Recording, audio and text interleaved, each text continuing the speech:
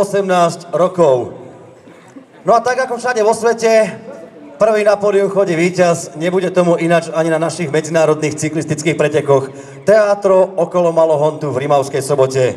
Víťaz do 18 rokov, Sás Adam, Jump Sport Klub Košice.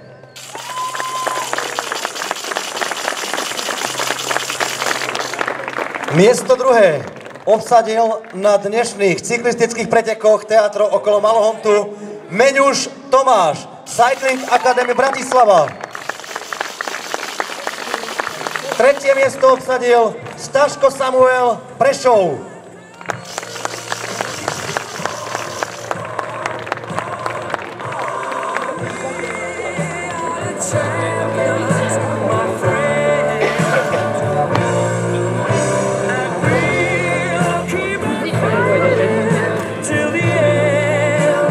No a to teátro, aby malo úroveň, pán Ceglery, poprosíme, poďte na pódium, keďže ste hlavný sponzor.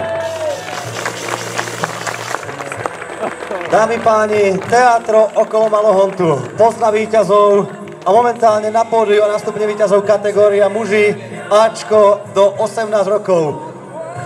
Pamätné poháre, vyrobené špeciálne pre tento účel v tomto regióne Malohontu a gratulácia od generálneho partnera medzinárodných cyklistických pretekov Teatro okolo Malohontu za spoločnosť Teatro, pán Ceglery. Vydržalo to pódium.